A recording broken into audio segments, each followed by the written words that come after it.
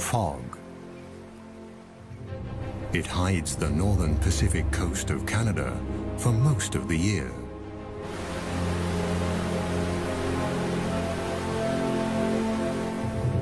This is the Great Bear Rainforest, a forest full of mysteries and wild creatures.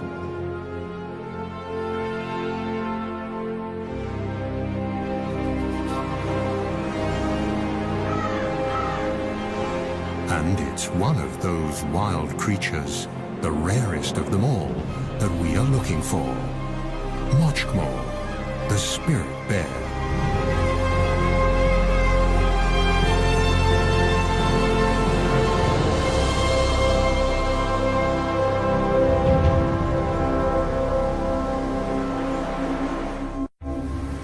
There are no roads in the Great Bear Rainforest.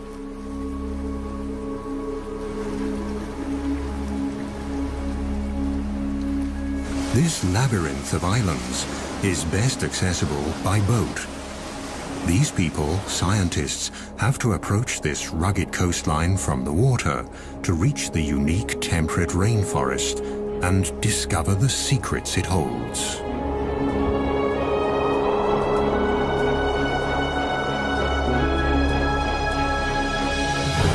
Few regions on our planet produce as much biomass as this rainforest. It's the world's largest and most productive temperate rainforest and thrives along the west coast of Canada, a vast 300-mile-long expanse of fjords and islands along the North Pacific.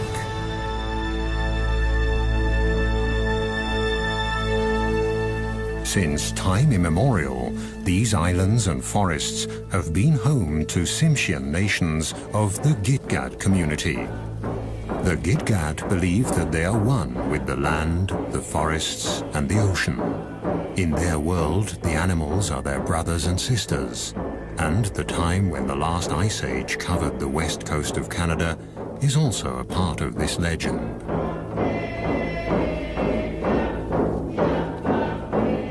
Raven, the creator, wanted to leave a memento of the ice age, and so he decided that every 10th bear should have white fur.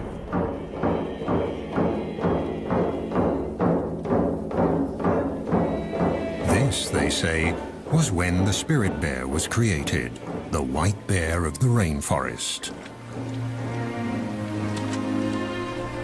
To this day, these bears live deep in the forests, on the islands and along the wild rivers of the northern British Columbia coast. Only very few people have been lucky enough to catch sight of one.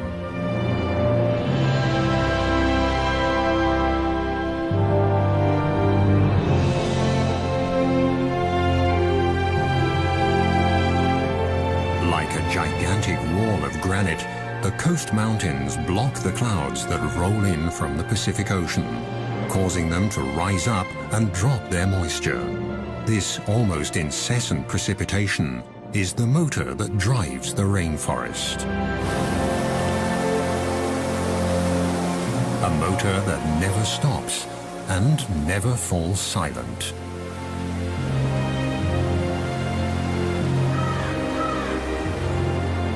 Everything in the rainforest, the rocks, the living and dead trees, are covered with a thick growth of mosses that have an important task. They hold the moisture in. In this way, they keep the forest humid and cool and stabilize living conditions for all animals. In the temperate rainforests of the north, biomass doesn't decay as quickly as in tropical rainforests. The destructive organisms here are slow and need a lot more time to do their work. Yet this rainforest is more productive than those in the tropics.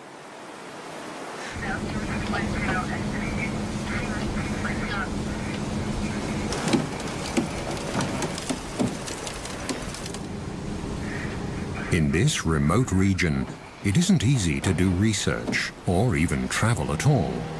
Very few smaller boats venture this far north along the wild, rainy coast. The only chance to find the bears is when they come down to the streams for the one big event of the year. The arrival of the salmon in late summer. For now, though, all is quiet.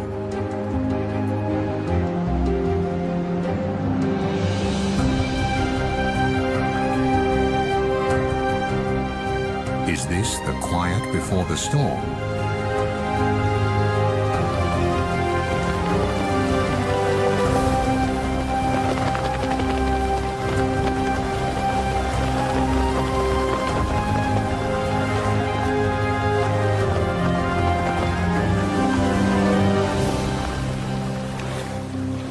On the outer islands, the group discovers a pack of coastal wolves.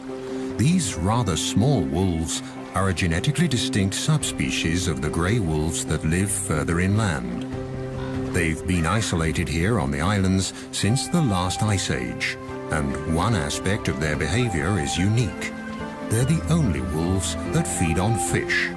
In fact, they live on fish and beached carcasses of marine mammals.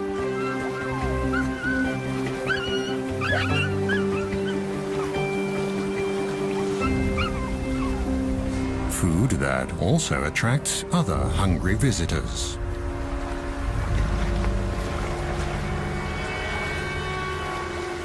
But the pups have nothing to fear from the black bear. During the spring and summer months, the bears eat berries and grass, and they move slowly to save energy because there are not enough nutrients in the grass to help them gain weight. The river otters living on these islands have also adapted to the salt water. The bear is no threat to them either. They're quick and clever.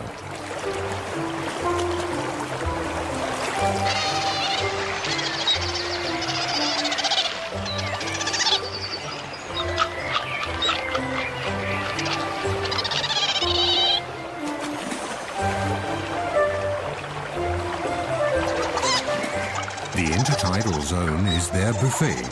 Mussels, small crabs and fish are their favorites, and they're always inquisitive explorers.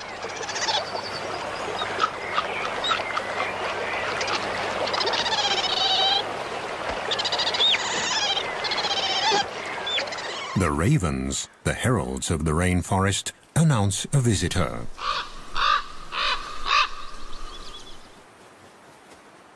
Marvin Robinson is a Tsimshian guide and a member of the Gitga'at First Nation.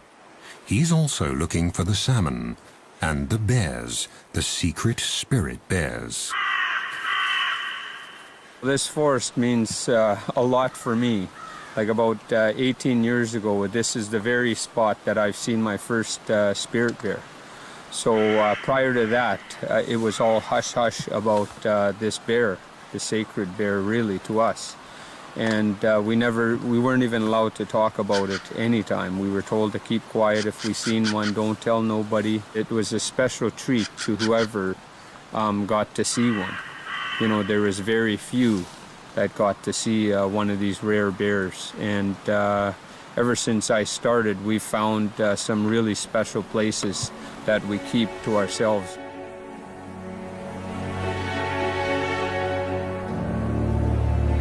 And indeed, the places here are special.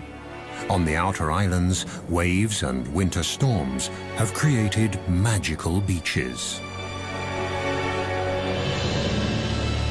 Most of the islands in the Great Bear Rainforest are rocky and precipitous. Wide estuaries and shallow coves are rare. But the steep cliffs also offer food. Here, with a little luck, a visitor could get a first glimpse of the mystic animal the experts are looking for, the famed spirit bear, one of the rarest animals on Earth.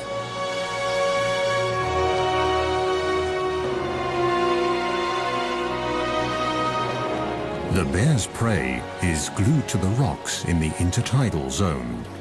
Barnacles grow in the cold waters of the North Pacific, and at high tide, when they're covered with water, they look almost like animals from another world.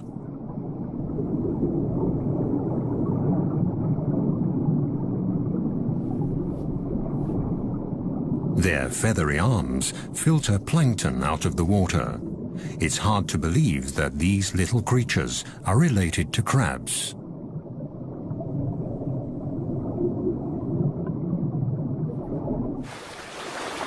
This bear's barnacle hunting shows again how important the ocean is for the nourishment of the forest dwellers.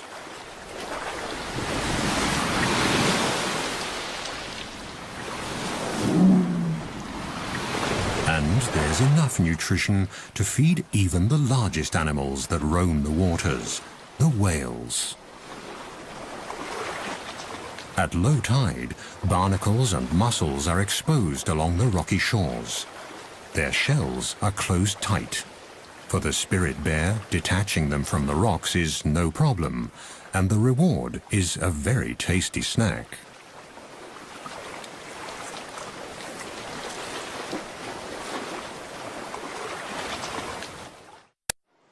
Some of the oldest and largest trees in Canada grow here. The giant Sitka spruce, the ancient yellow and red cedars, and the hemlock, trees that need the cool, the fog, and the rain. They are the foundation of the temperate rainforest.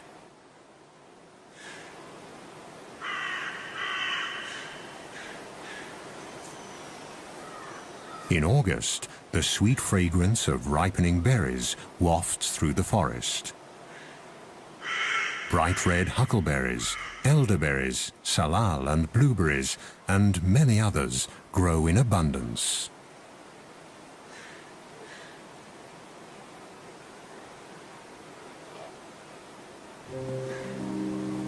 For the bears, the berries are a crucial staple to tide them over the leaner months of the summer before the salmon arrive.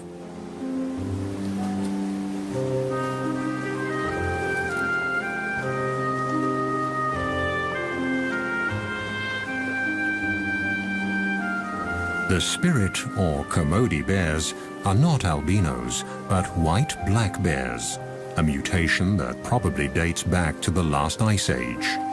And between the rocks and the trees, white is a good camouflage. The bear's sweet tooth also helps the bushes to spread. They pass up to 400,000 seeds per day in their droppings. Thus, the plants colonize new territory.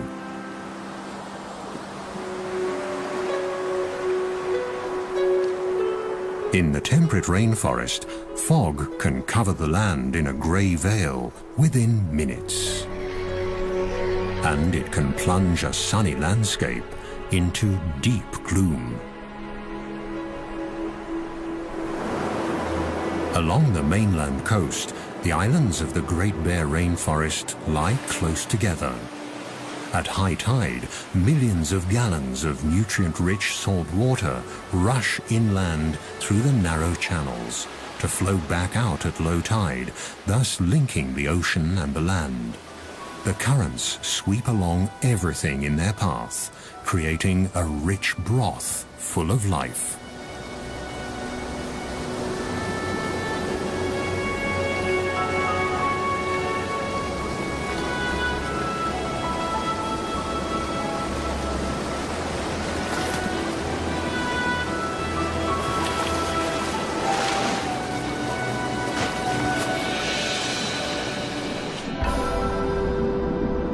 In August, huge schools of young fish migrate into the waters between the islands. Close behind the fish are the humpback whales. They throw nets of air bubbles to trap their prey.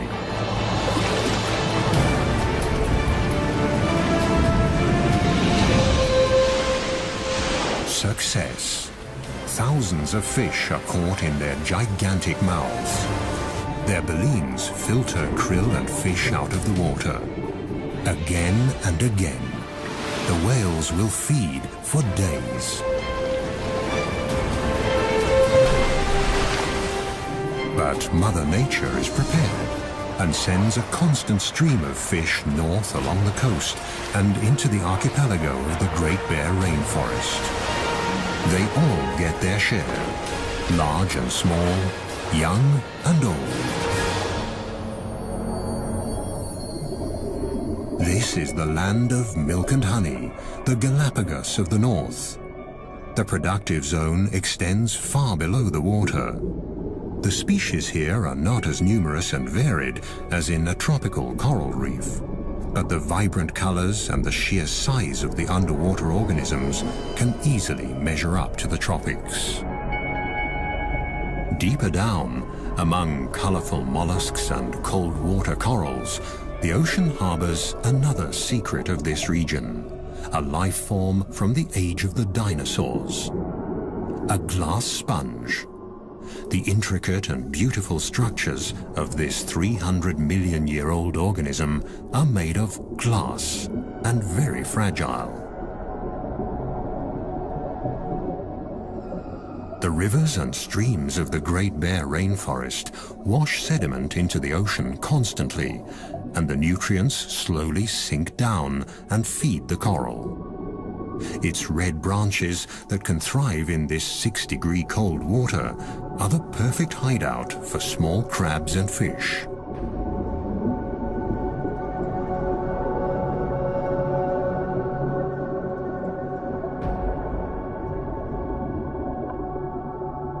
The silica from the rocks provides the building material for the sponges.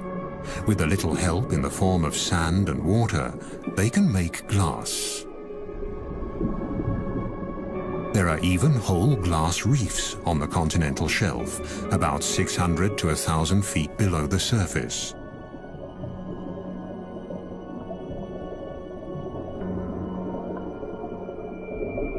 These ancient organisms build complete reefs, powered by nutrients and runoff from the rainforest.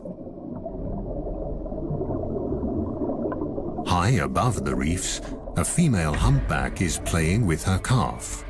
Thanks to the rich feeding grounds, the little one is growing fast. In a few months, when they leave the cold waters and head south, they'll need all their strength.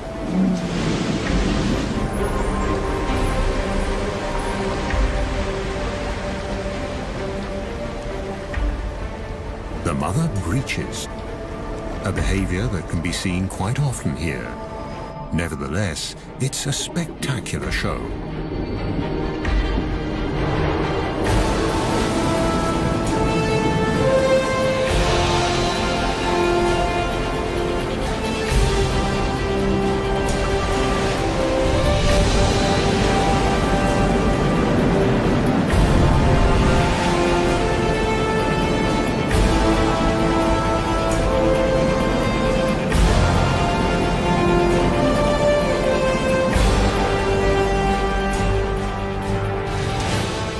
It's the beginning of September, and the fish run that all the animals here are anxiously waiting for is approaching.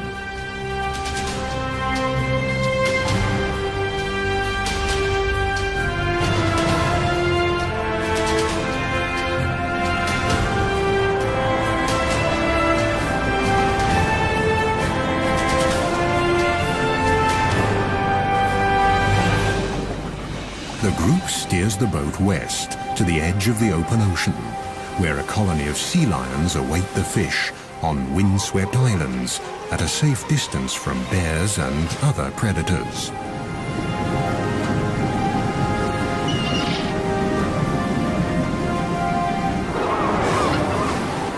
The Steller sea lions are the largest of the eared seals. They're an endangered species that lives on the rugged outermost islands along the Pacific coast.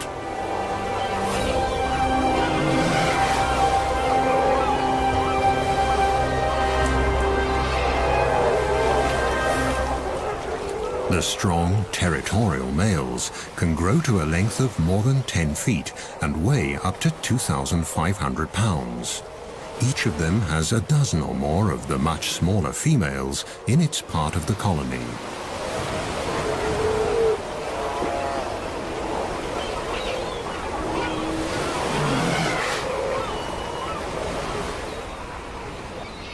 Since the 1970s, their numbers have plummeted, and scientists have yet to find out why. Overfishing of the Gulf of Alaska could be one of the reasons.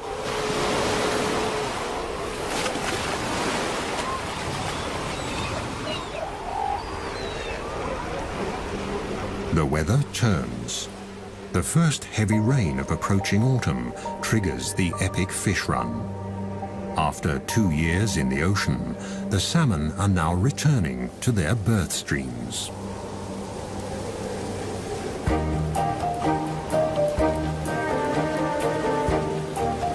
Are the fish here yet? A mother bear and her 2 white cubs patrol the shores of Princess Royal Island. Here, 1 in 10 black bears is white. The white fur color is passed on through a double recessive gene. White cubs will only be born if both parents carry that gene. And bears with black fur can also carry the spirit bear gene.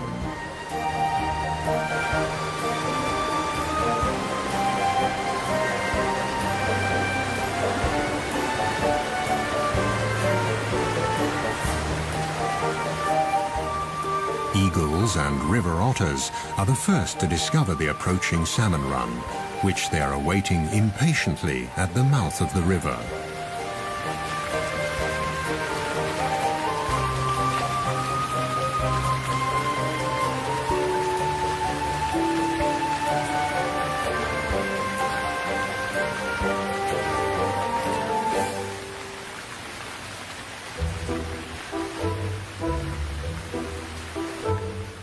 Further upriver, a black bear mother checks the water level. It's still too low for the salmon to come. This little bear will see the salmon run for the first time in his life.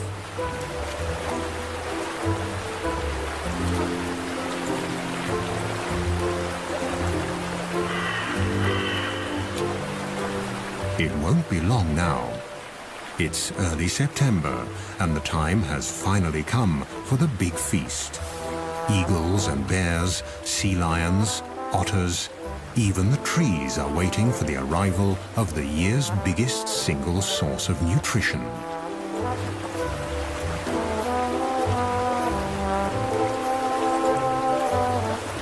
And the big feast will also complete the yearly cycle. Shortly afterwards, the bears will start looking for winter dens.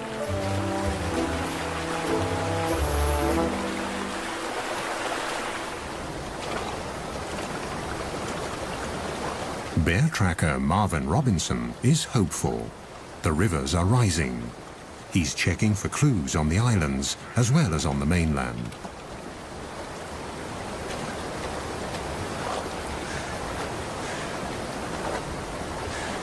Across the channel from Princess Royal Island, a grizzly mother and her 2-year-old are also checking the waters. Grizzly bears live on the mainland, leaving the islands to the black bears.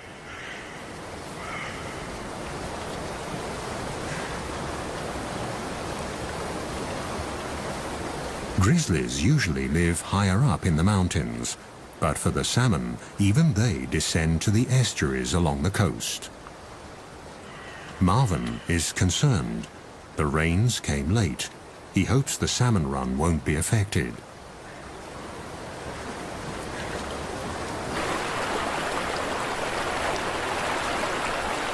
Now, at last, the water levels are rising.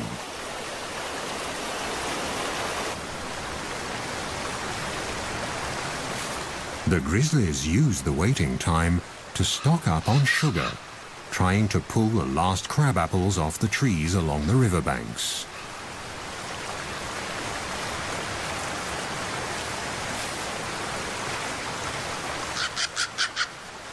For the mother bear and her young, this will be their last winter together.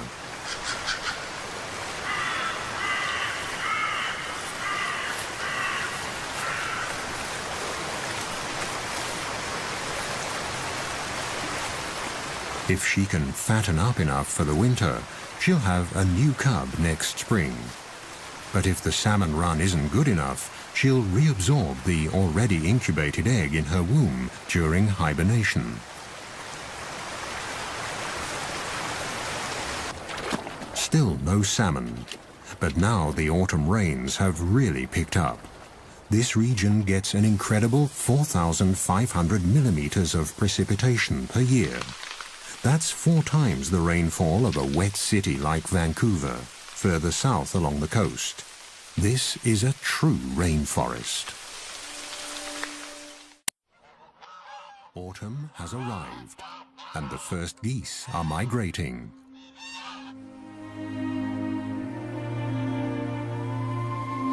Finally, the water level in the rivers is high enough for the salmon to migrate too.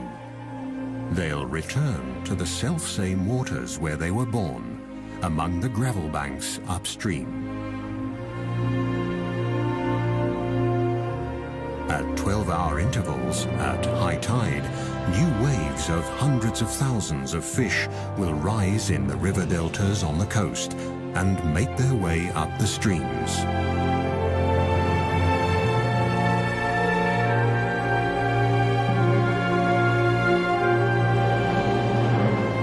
The clear waters of the wild streams along the northern coast of British Columbia are the habitat the salmon need to reproduce.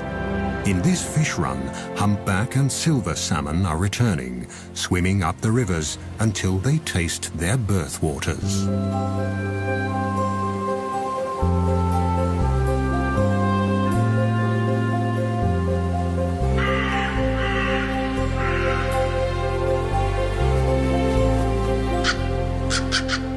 They're here. The ravens, the heralds of the forests, spread the news. It takes stamina and blind determination for the fish to get to where they have to go. It's now or never. This is their only chance to reproduce. But the predators are already lining up. From the seagulls to the otters, they all want their share. For the animals of the Great Bear Rainforest, the waiting is finally over. Now it's time for fish and caviar.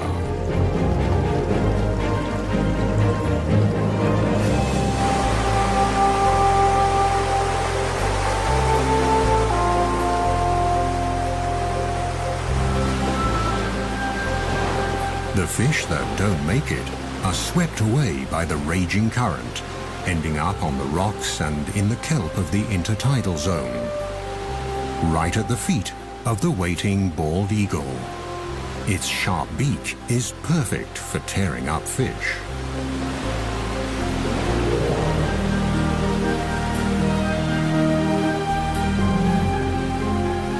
The gulls will get their fair share. But here on the Rain Coast, the bald eagle is the true king of the skies. On the verge of extinction only a few decades ago, these magnificent birds have made an amazing comeback.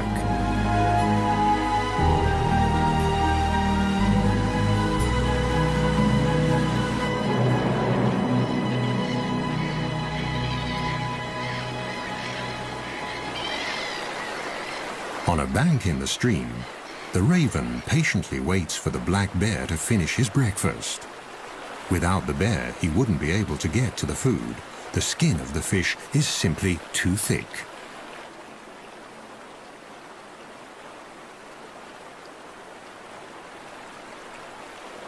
Come on, haven't you had enough yet?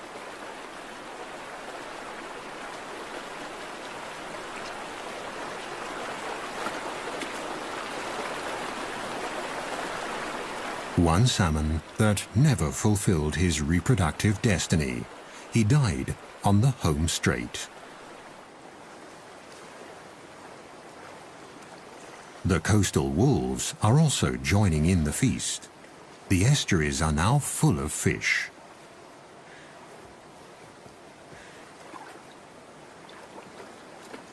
The youngsters are still learning the tricks of the salmon trade. They follow their mother, and she tries to teach them. But for them, catching fish is still a game.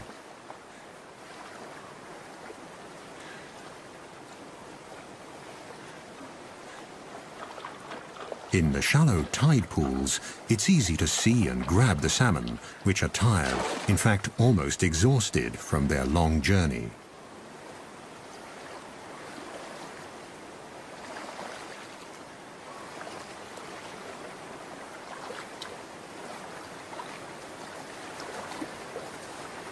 The death of this fish seems futile. There are so many of them, easy prey for the hunters. But it's not the individual fate that counts here. With their sheer numbers, the salmon feed the whole ecosystem.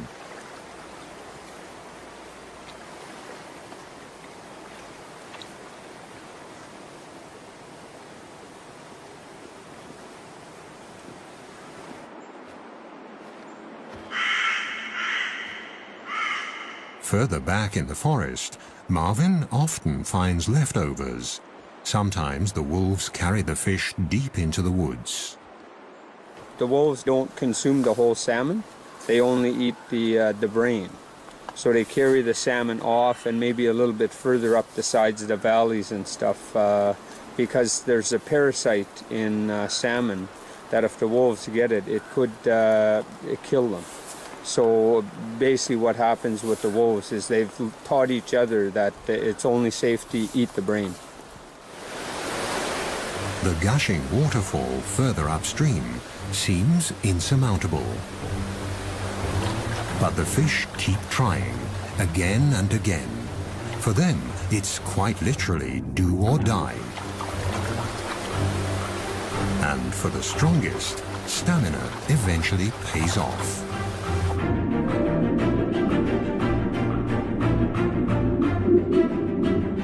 This salmon was born here 3 years ago. Now it has returned to its birthplace to spawn, in perfect sync with all the others of its generation.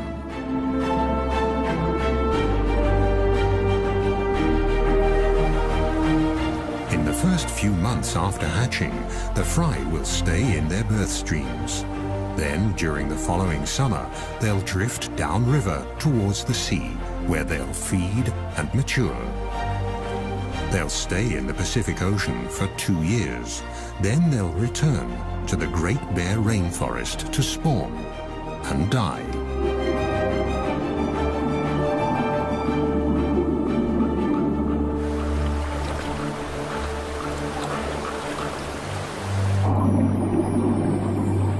In a rush of hormones and wild abandon, the fish become oblivious to their surroundings and their predators.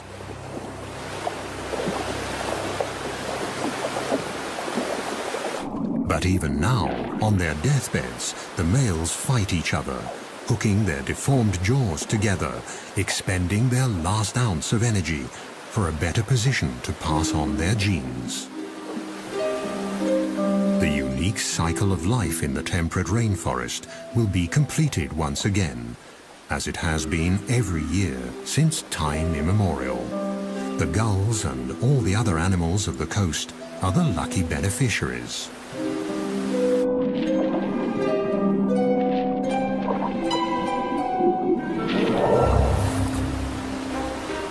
Foraging has become an easy task for the bear as well. The fish are in a daze, without much perception of their surroundings. They'll only react when the paw almost touches them, and jump is not an option anyway.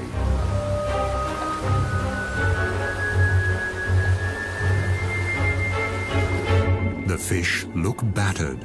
The journey has taken its toll. Now the bears can afford to pick and choose. This spirit bear even leaves a half-dead male salmon, discolored by fungi that have developed on its return to fresh water. The females that are still carrying their eggs taste much better.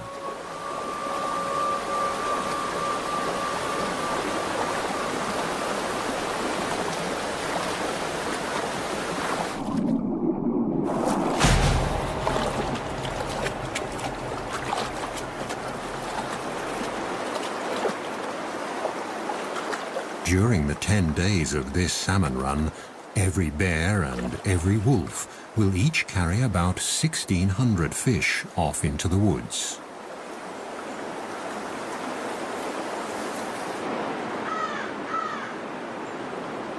But it still isn't easy to find the spirit bears. Even for experienced trackers like Marvin, who take researchers and visitors to these streams, it's a special treat to watch the white bears during the salmon run. So far, they've only seen black bears and squirrels.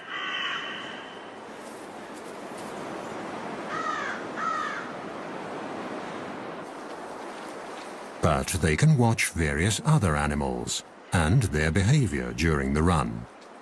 A black mother and her cubs feeding, for example.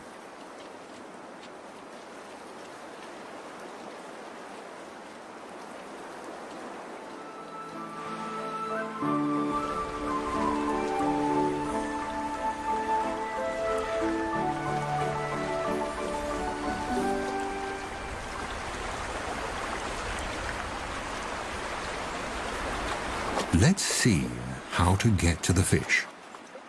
In the crystal clear water, they're easy to see, and they seem tired enough, so they should be easy prey.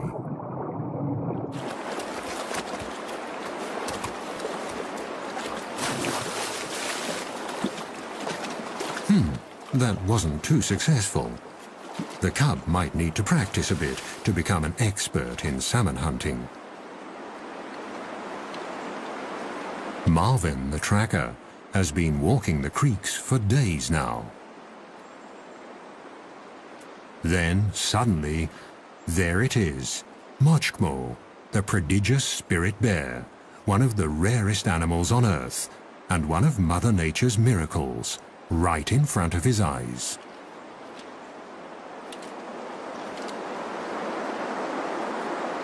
According to a scientific study, their white fur could give the Kermode bears a slight advantage in catching fish. To a salmon, the fur might look similar to a white cloud. A black shape would be more threatening. Marvin prefers to believe the legends, that the fur is a memento of the Ice Age. And the cloud hypothesis isn't proven anyway. In lean years, the white fur might make a difference. But at the peak of a good salmon run, no bear, whatever its color, has any difficulty catching fish. The bears almost work themselves into a feeding frenzy. During the rest of the year, the white and black bears rarely mingle. But now they all converge at the prime spots on the streams.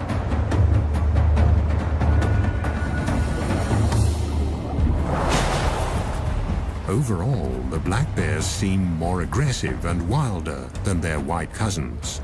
But they're also more wary. Could it be because, unlike the white bears, they've been hunted before? But wary or not, all the bears have to come to the streams. They have to store fat for hibernation.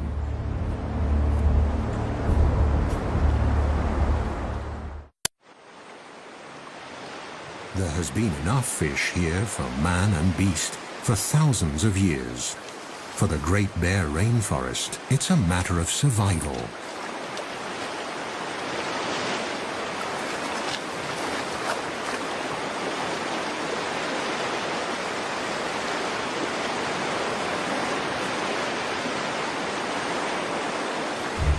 Let's hope for these young bears at their first salmon run that the future will hold the same life for them as the present.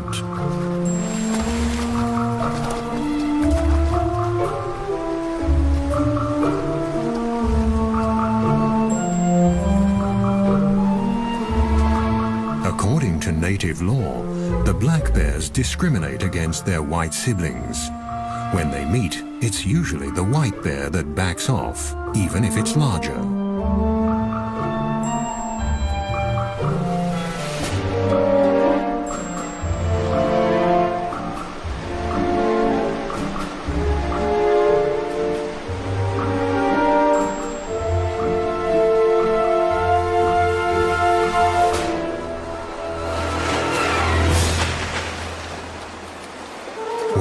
One last fish for the road should be all right. There are so many of them.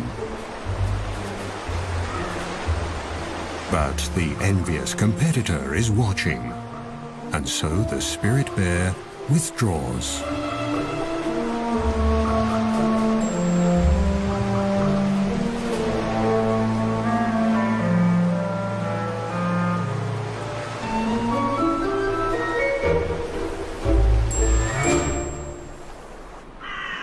Bears often prefer to eat their fish in the quiet of the forest. They use day beds in hollow tree trunks or small caves under roots where they rest and digest. Maggots, bugs, and many microorganisms help the process of decay and decomposition. Mosses can macerate the organic nitrogen and make it available to the trees. The salmon are actually feeding the rainforest. The thickness of the tree rings alone can show which years were good salmon years.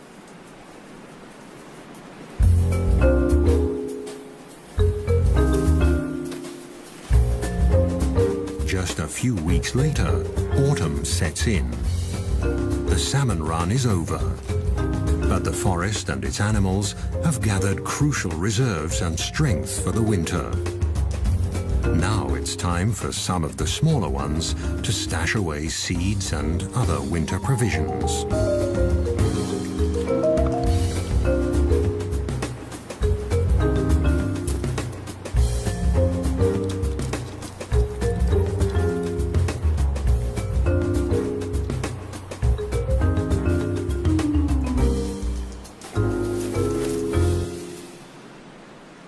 Now that the stomachs are full, silence returns to the Great Bear Rainforest.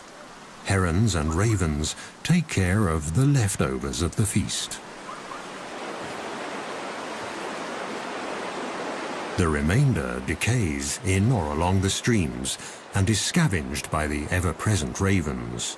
Whatever's left is swept into the ocean and becomes fertilizer, feeding the krill there. Nature almost seems wasteful, but this brief overabundance has a deeper purpose. The carcasses pass nutrients on into the water. This is their last gift to a new generation of salmon. Thus, the end of one fish run lays the foundation for the next. The parents make the ultimate sacrifice for the sake of their offspring. This cycle, already many thousands of years old, is the motor that drives the entire ecosystem of the temperate rainforest along Canada's northern Pacific coast.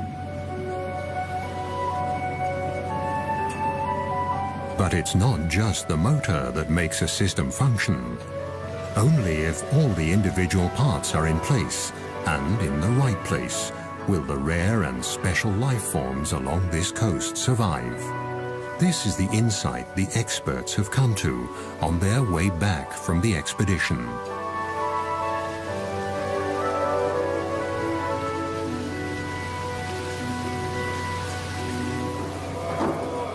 It's a lesson the people of the rainforest learned a long time ago. Their songs and icons tell of all the creatures of the forest and the ocean. But the spirit bear is the one special animal, the iconic species, that symbolizes the spirit of the rainforest.